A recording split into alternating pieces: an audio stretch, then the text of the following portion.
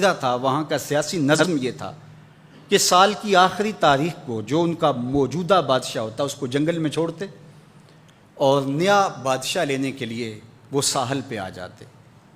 جو پہلا شخص ساحل پہ اترتا اس کو اپنا حکمران مان لیتے، جو بھی حکمران بن جاتا وہ خوش ہو جاتا، حالانکہ اس کو بتا دیتے کہ ایک سال کے لیے تجھے منتخب کیا ہے، سال کی آخری تاریخ کو تخت سے اٹھائیں گے، باندھیں گے، جکڑیں گے، اور اسی جزیرے کے دوسرے کنارے ایک جنگل ہے جہاں خاردار جھاڑیاں اور موذی جانور ہیں، وہاں تجھے پھینک دیں گے۔ وہ بھول جاتا، کہتا دیکھی جائے گی، اور سال کی آخری تاریخ جب وہ رسیاں اور زنجیریں لے کے آتے تو وہ پریشان ہو جاتا کہ آنکھ جھپکنے میں سال گزر گیا، پتہ ہی نہیں چلا۔ پھر روتا ہوا چیختا ہوا اس جنگل میں جاتا اور لوگ اس کو چھوڑ کے آ جاتے اور درندوں کا رزق بن جاتا، اور جو بھی آتا اس نے کبھی انکار نہیں کیا تھا۔ پہلی بار ایسا ہوا کہ جس شخص کو انہوں نے ہار ڈالے، گارڈ آف آنر دیا، تعظیم تکریم دی، سیلوٹ کیا، اس نے کہا یہ سب کیا ہے؟ کہا کہ آج کے بعد تو ہمارا حکمران ہے۔ کہا میں تو امور سلطنت نہیں جانتا، میں تو تاجر آدمی ہوں، چیزیں بیچنے آیا ہوں۔ کہا کہ ہمارا اصول یہی ہے کہ سال کی پہلی تاریخ کو پہلا شخص جو جزیرے پہ قدم رکھتا ہے وہ ہمارا حکمران ہوتا ہے۔ اس نے کہا میں تو امور سلطنت کو نہیں جانتا، تو یہ کس طرح ذمہ داری قبول کر سکتا ہوں؟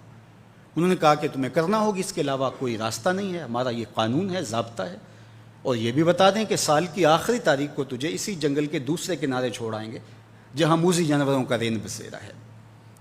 تو اس نے کہا اگر انجام اتنا دردناک اور خطرناک ہے پھر تو میں بالکل جانے کے لیے تیار نہیں ہوں۔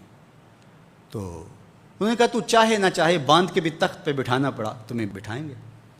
اس نے کہا اچھا مجھے یہ بتاؤ کہ سال بعد میری بات مانو گے یا نہیں؟ اس نے کہا کہ ہاں، قانون میں تو ترمیم نہیں کر پائے گا، لیکن یہ ہوگا کہ تیرے انتظامی حکم ہم ماننے پہ مجبور ہوں گے۔ اس نے کہا ٹھیک ہے، میں تمہارا حکمران بننے کے لیے تیار ہوں۔ رومی بولتے ہیں کہ جب بھی کوئی شخص تخت نشین ہوتا تو وہ بھول جاتا کہ میرے 7 سال کی آخری تاریخ میں کیا ہونے والا ہے۔ وہ عیش و عشرت کرتا اور یوں وقت گزارتا، سال کی آخری تاریخ آنکھ جھپکنے میں آ جاتی، لیکن یہ پہلا شخص تھا۔ تخت نشین ہوتے اس نے پہلا حکم نامہ جاری یہ کیا کہ کمانڈوز بلائے جائیں۔ بلائے گئے، کہا اس جنگل میں چلے جاؤ جہاں تم بادشاہوں کو پھینک کے آتے ہو اور وہاں کے موذی جانور کاٹ ڈالو۔ پھر بلدیہ کے ملازمین بلائے، کہا جاؤ جا کے وہاں کی جھاڑیاں کاٹو۔ پھر معمار بلائے، کہا جا کے وہاں محل تیار کرو۔ کچھ لوگوں کو بلایا، کہا جا کے وہاں پھول لگاؤ، پھلدار درخت لگاؤ، سایہ دار شجر لگاؤ۔ پوری حکومتی مشینری اس جنگل کو کٹوانے، وہاں کے موذی جانور قتل کروانے اور وہاں خوبصورت محل بنوانے، کنویں کھدوانے اور پھلدار درخت لگوانے میں صرف کر دی۔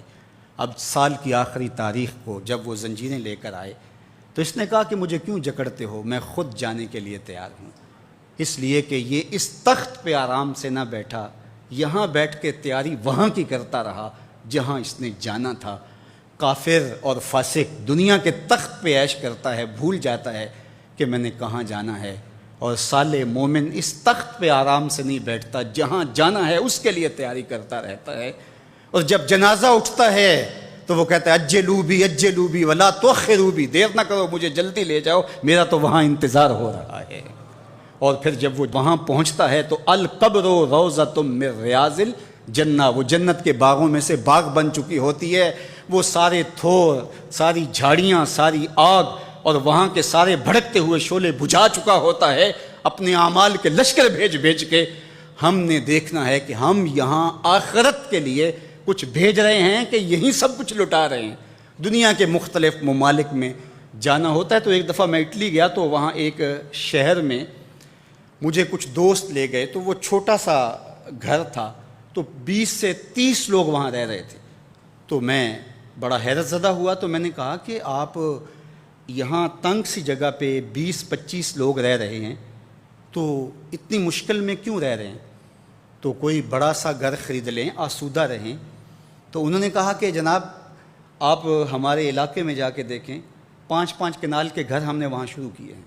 ہم یہاں کمائی کرنے آئے ہیں، عیش کرنا تھوڑے آئے ہیں، ہم تو چند سالوں کے لیے یہاں آئے ہیں، اس لیے ہم یہاں سے کماتے ہیں، بھیجتے وہاں ہیں جہاں ہم نے ہمیشہ جا کے رہنا ہے۔ میں نے کہا یہی تو میں سمجھانے آیا ہوں، جہاں جتنا رہنا ہے وہاں کا انتظام بھی اس حساب سے کرو۔ حضور نے فرمایا کن فی الدنیا کأنک غریب او عابر السبیل، دنیا میں ایسے رہو جس طرح مسافر اجنبی رہتا ہے۔ دنیا پر جینا لگا کے بیٹھ جاؤ، چند دن کے لیے آئے ہو، یہ آخرت کی کھیتی ہے، دارالعمل ہے، وہ آخر دارالجزا ہے، تو قبل اس سے کہ وہ وقت آئے ہاتھ ملتے رہ جائیں، توبہ کا در کھلا ہے، سورج ابھی مغرب سے طلوع نہیں ہوا، اللہ کی رحمتیں برس رہی ہیں، اٹھے ہوئے ہاتھ وہ موڑتا نہیں، خالی نہیں پھیرتا، تو اس کی دہلیز، اس کا در، اس کی چوکھٹ نہ چھوڑنا، اور آج غور کرنا کہ ہم کھڑے کہاں ہیں۔